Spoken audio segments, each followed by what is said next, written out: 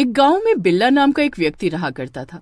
बिल्ला अपने गांव में आटे की दुकान चलाता था। पूरे गांव में केवल बिल्ला की दुकान पर ही आटा मिला करता था और बिल्ला इसी बात का फायदा उठाकर आटा गांव के लोगों को बहुत ही महंगे दामों में बेचा करता। एक दिन की बात है, गांव की अनोखी चाची बिल्ला की दुकान पर आती हैं और बिल्ला से कहती हैं, 2 किलो आटा पैक कर दो। बिल्ला 2 किलो आटा पैक करके अनोखी चाची को देते हुए कहता है, ये लो अनोखी चाची, और 100 रुपए मुझे पकड़ा दो।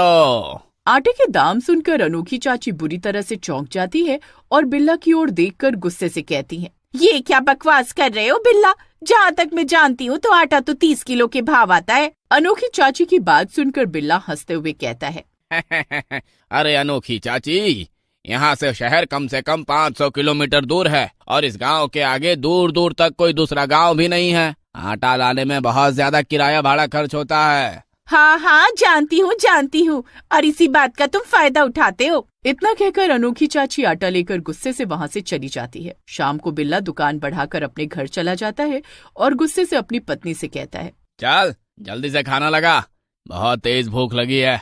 बिल्ला की बात सुनकर बिल्ला की पत्नी तारा गुस्से से बिल्ला से कहती है, बोल तो ऐसे रहे हो जैसे बहुत मेहनत करके आए हो। अरे तारा, झूठ बोलने में और बेईमानी करने में भी बहुत मेहनत लगती है, तो इस बात को नहीं समझेगी।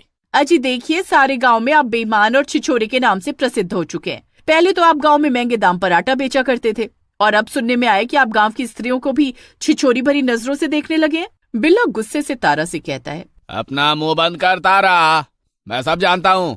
तेरा इशारा कहाँ है? तू चंपा की ही बात कर रही है ना? देख तारा, चंपा से मैं प्रेम करता हूँ। अब मुझसे ज्यादा तू चपड़ चपड़ मत कर, जल्दी से खाना लगा। तारा बिल्ला के लिए खाना लगा देती है। बिल्ला खाना खाकर सो जाता है और अगले दिन बिल्ला फिर से अपने आटे की दुकान पर चला जाता है। बिल्ला ग्राहकों का इंतजार कर ही रहा होता है कि तभी वहाँ पर गांव की सबसे सुंदर अनाथ लड़की चंपा आ जाती है। चंपा को देखकर बिल्ला खुश हो जाता है और चंपा से कहता है, कितना आटा चाहिए मेरी चंपा?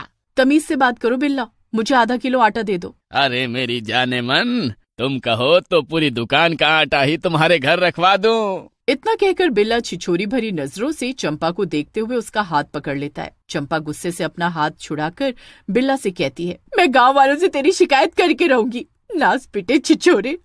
इतना कहकर चंपा रोती हुई वहाँ से जाने लगती है। चंपा कुछ दूर जाती है कि तभी उसे गांव का मुखिया मिल जाता है। चंपा को रोता हुआ देख मुखिया चंपा से कहता है, क्या हुआ चंपा, तुम रो क्यों रही हो? चंपा रोते हुए सारी घटना बताते हुए मुखिया से कहती है, मुखिया जी, बिल्ला ने मेरा जीना हराम कर दिया है। आज तो उसने मेरा हाथ भी पकड़ लिया। चलिए आप बिल्ला को सबक सिखा दीजिए। देखो चंपा, इस गांव में तो क्या कोई भी बिल्ला के खिलाफ नहीं बोलेगा। अरे क्योंकि पूरे गांव में केवल बिल्ला ही आटा बेचता है। मुखिया चंपा की मदद करने से साफ इनकार कर देता है। चंपा सारे गांव में जाकर बिल्ला की हरकत के बारे में बताती है और बिल्ला को सबक सिखाने के लिए बोलती है, मगर कोई भी गांव वाला चंपा की मदद के लिए आगे नहीं आता। चंपा एक पेड़ के नीचे जाकर फूट फूट कर रोने लगती है कि तभी रंगा नाम का एक व्यक्ति चंपा के पास आकर कहता है, ये सारे गांव वाले तो बुजदिल है चंपा, चलो मेरे साथ, मैं तुम्हारी आंखों के सामने बिल्ला को सबक सिखाऊंगा। ये सुनकर चंपा खुश हो जाती है और रंगा के साथ बिल्ला की दुकान पर चली जाती है, मगर वो देखती है कि बिल्ला दुकान पर नहीं होता है। रंगा चंपा से कहता है, चंपा, बिल्ला जरूर अपनी दुकान के अंदर गोदाम में छुपा होगा। रंगा चंपा को गोदाम के अंदर ले जाता है जहाँ पर बिल्ला खड़ा हुआ होता है। रंगा अचानक से अंदर से कुंडी लगा देता है। बिल्ला चंपा को देखकर मुस्कुराने लगता है। चंपा समझ जाती है कि उसके साथ बहुत बड़ा धोखा हुआ है। चंपा रोती हुई रंगा से कहती है, मुझे तुमसे ऐसी उम्मीद नहीं थी रंगा। अरे मूर्ख चंपा, अरे ये मेरी ही योजना थी। आज तो मैं अपने मन की मुराद पूरी करके ही रहूंगा। चंपा अपनी इज्जत बचाने के लिए तेजी से दरवाजे की ओर भागती है कि अचानक ही उसका पैर फिसल जाता है और वो गिर जाती है। चंपा का सर जमीन से टकराता है और वो मर जाती है। ये देखकर रंगा और बिल्ला के हाथ पैर फूल जाते हैं। बिल्ला डरते हुए रंगा से कहता है, अरे रंगा भाई, ये तो मर गई। अरे मेरे छिछोरे बिल्ला, सारे गांव वालों ने इसे मेरे साथ देखा है, अब हम दोनों सारी उम्र जेल की चक्की पीसेंगे। अरे चिंता मत कर रंगा, मैं अभी इसकी लाश को आटे में छुपा देता हूँ। रात के समय हम दोनों इसकी लाश को जंगल में फेंक देंगे। हाँ। इतना कहकर बिल्ला चंपा की लाश को आटे में दबा देता है और वो रंगा के साथ गोदाम बंद करके बाहर निकल जाता है। उसके बाहर जाते ही अचानक चंपा उठकर खड़ी हो जाती है। वो एक चुड़ैल बन चुकी थी। चंपा अजीब अजीब सी डरावनी आवाज निकालते हुए गुस्से से कहती है, इन गांव वालों ने मेरी मदद नहीं की, इनकी वजह से मैं चुड़ैल बन गई, अब सब मरेंगे। रात के समय रंगा और बिल्ला गोदाम में आते हैं, मगर जैसी वो दोनों गोदाम के अंदर कदम रखते हैं, अचानक से डरावनी आवाजें आनी शुरू हो जाती हैं। डरावनी आवाजें सुनकर बिल्ला रंगा से कहता है, अबे ओ रंगा, अरे ये भयानक आवाजें कहाँ से आ रही है?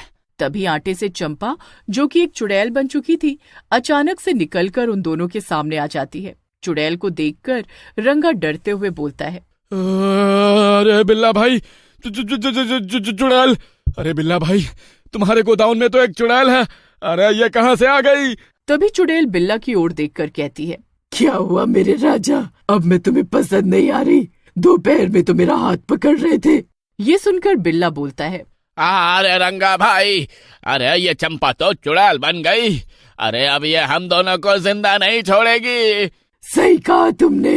इतना बोलकर चुड़ैल उन दोनों को मार देती है और बिल्ला के ही रूप में आकर दुकान पर जाकर बैठ जाती है। अगली सुबह बिल्ला की दुकान पर उसकी पत्नी तारा आ जाती है और बिल्ला से कहती है, रात भर मैं तुम्हारा इंतजार करती रही। तारा नहीं जानती थी कि उसके सामने बिल्ला के रूप में तो एक चुड़ैल थी। चुड़ैल बिल्ला के रूप में ही तारा से गुस्से से कहती है, यहाँ से चली जाओ तारा, अब मैं घर नहीं आऊंगा, बल्कि दुकान पर ही रहूंगा।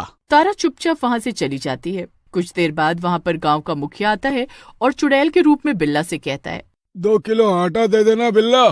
चुड़ैल मुखिया को 2 किलो आटा दे देती है। कितने पैसे हुए?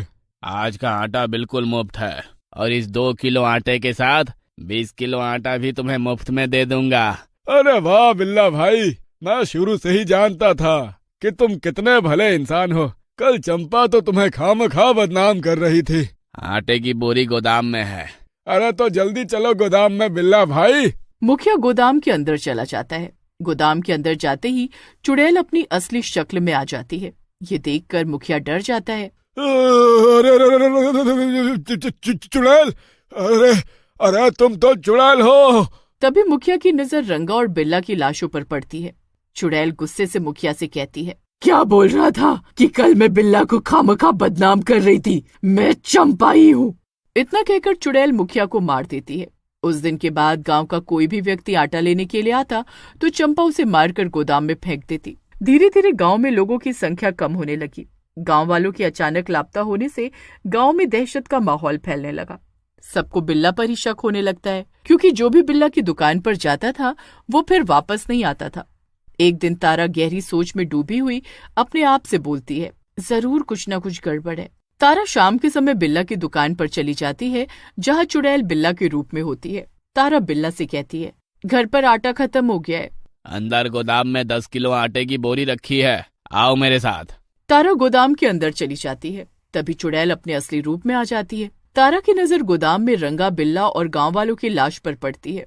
तभी वहाँ एक तांत्रिक आ जाता है। तारा चुड़ैल से कहती है, जब गांव के लोग गायब होने शुरू हो गए और मेरे पति ने घर पर आना छोड़ दिया, तभी कुछ गलत होने का एहसास हो गया था मुझे, इसीलिए मैं अपने साथ तांत्रिक को बुलाकर ले आई थी। तभी तांत्रिक चुड़ैल से कहता है, कौन है तूने रंगा, बिल्ला और इन गांव वालों को क्यों मारा? मेरा नाम चंपा है। बिल्ला ने रंगा को अपनी बातों में लेकर धोखे से मुझे गोदाम के अंदर बंद कर दिया। मैं अपनी इज्जत बचाकर भागी और गिरकर मर गई और चुड़ैल बन गई। जब मैं जीवित थी तब मैंने गांव वालों से बिल्ला की शिकायत की थी, मगर किसी ने मेरा साथ नहीं दिया। देखो, अगर गांव वालों ने तुम्हारा साथ नहीं दिया तो केवल एक मजबूरी के कारण, और रंगा और बिल्ला से तो तुमने अपना बदला ले लिया ना। ये सुनकर चुड़ैल की आंखों में आंसू आ जाते हैं और वो तारा से कहती है, ठीक है, मैं यहाँ से चली जाती हूँ। इतना बोलकर चुड़ैल वहाँ से गायब हो जाती है और फिर उसके बाद वो गांव में किसी को दिखाई नहीं देती।